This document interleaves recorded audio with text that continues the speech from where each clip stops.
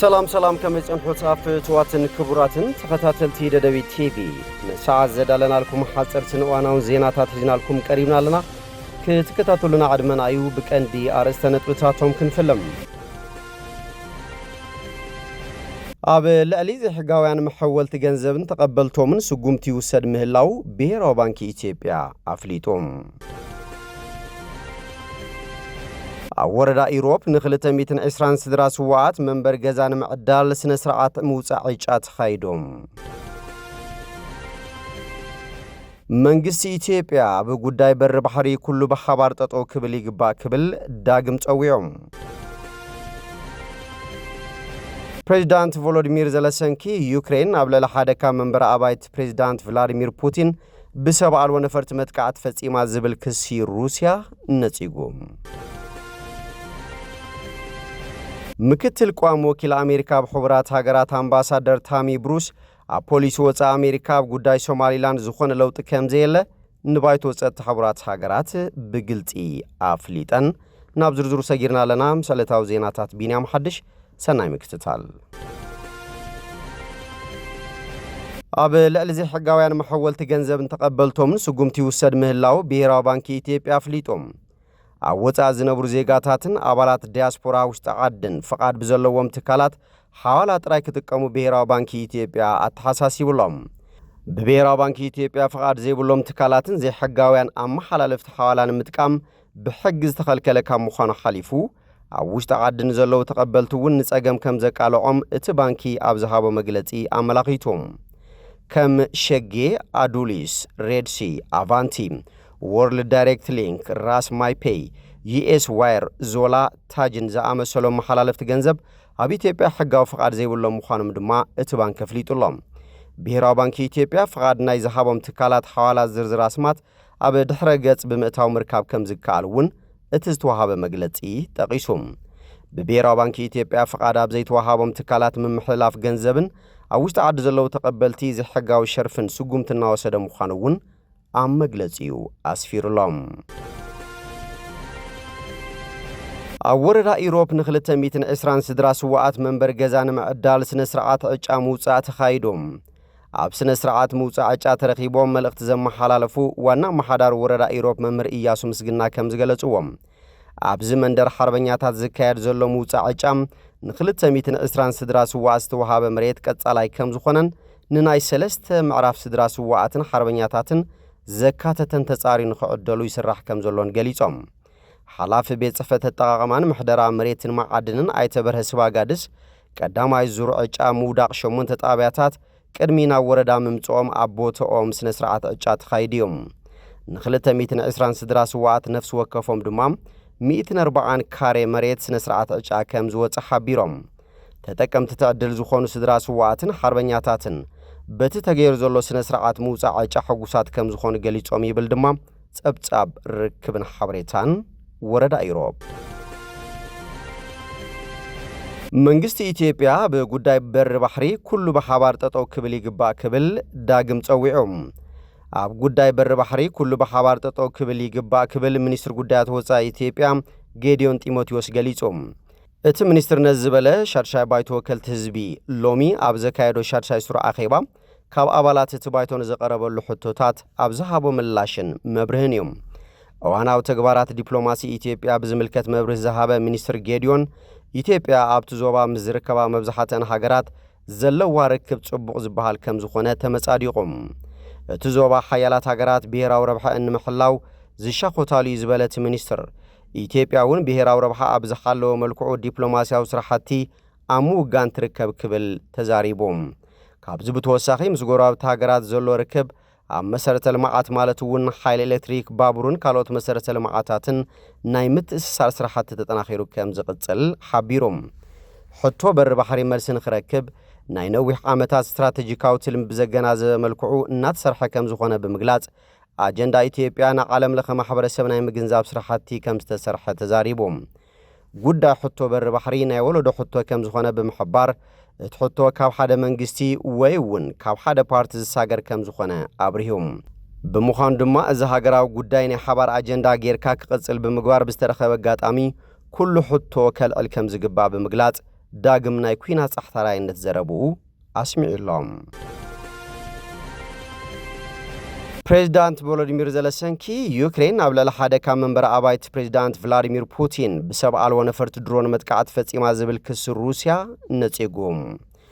ሞስኮ ነቲ ኩናት ደው ንምባል ዝካየድ ዘሎ ዝርርብ ሰላም ንምትዕንቃፍ ትፍትናላ ክብል ድማ ከሲሱም ሚኒስትር ጉዳያት ወጻኢ ሩስያ ሰርጌይ ላቭሮቭ ኬቭ ኣብ ሰሜናዊ ምዕራብ ዞባ ኖቭጎሮድ ሩስያ ኣብ ዝርከብ መንግስታዊ መንበሪ ፑቲን 91 ነዊሕ ርሕቀት ዝጓዓዛ ሰብ ኣልቦ ነፈርቲ UAV ተጠቂማ መጥቃዕቲ ከም ዝፈጸመት ገሊጾም ነዚ ስዒቡ ሩስያ ኣብ ዝርብ ሰላም ዘለዋ መርገጺ ክትግምግም ምዃና ኣፍሊጣ ፑቲን እቲ መጥቃዕቲ ኣብ ዝተፈጸመሉ እዋን ኣበይ ከም ዝነበረ ግን ዛጊት ንጹር ኣይኮነን ዘለንስኪ ነቲ ክሲ ልሙድ ሓሶት ሩስያ ክብል ነጺግዎም እዚ ድማ ንክሬምሊን ኣብ ልዕሊ ዩክሬን መጥቃዕቲ ንክቕጽል መምኽኔታ ንምሃብ ዝዓለመ ምዃኑ ሓቢሮም ሩስያ ቅድሚ ሕጂ ኣብ ኬቭ ንዝርከቡ ህንጻታት መንግስቲ ዕላማ ከም ዝገበረት እውን ገሊጾም ዘለንስኪ ኣብ ኤክስ ኣብ ዘርግሖ ጽሑፍ ዓለም ሕጂ ስቕ ከይትብል ኣዝዩ ኣገዳሲ እዩ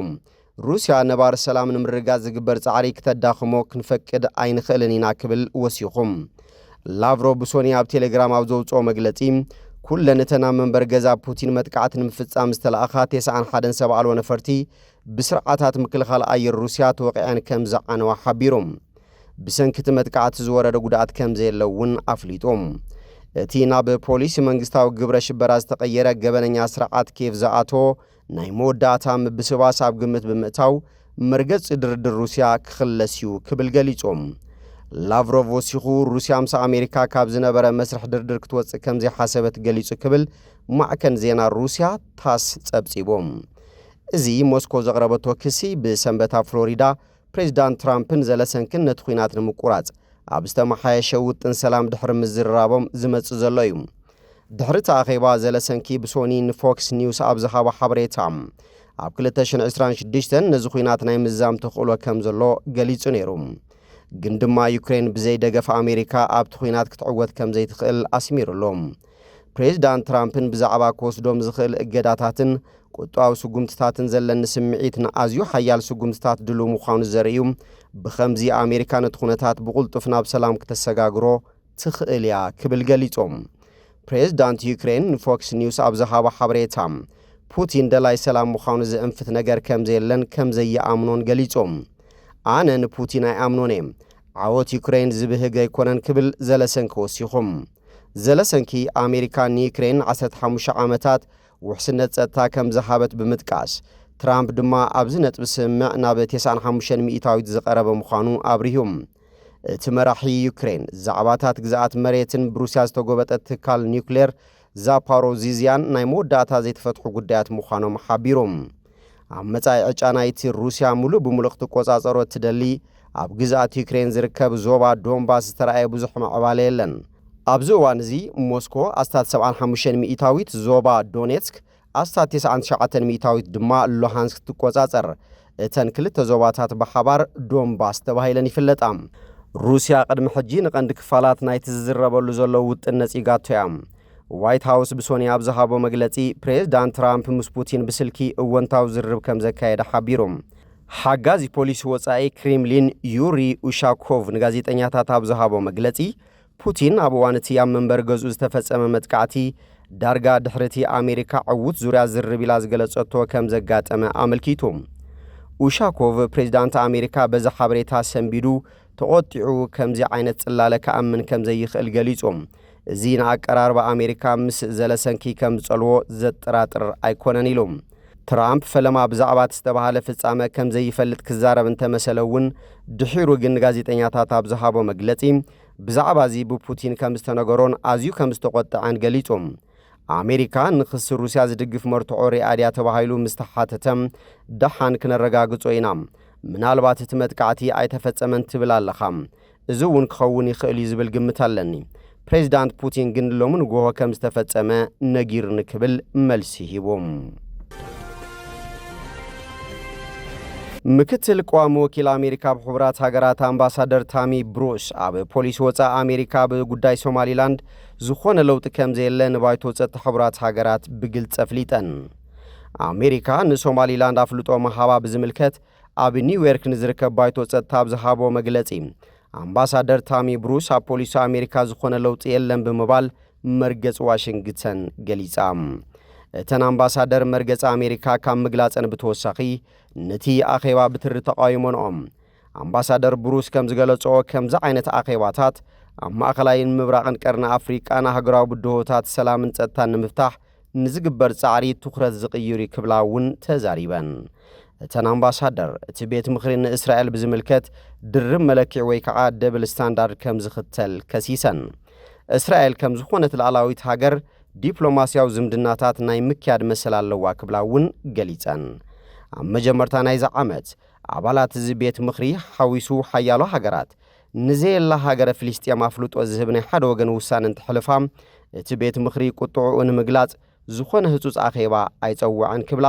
ኣምባሳደር ብሩስ ወቒሰን ስለዚ እቲ ቤት ምኽሪ ኣብ ጉጉይ ጉዳይ ትኩረት ምግባሩ ንተልእኹኡ ይዕንቅፍ ከም ዘሎ ኣስሚረናሉ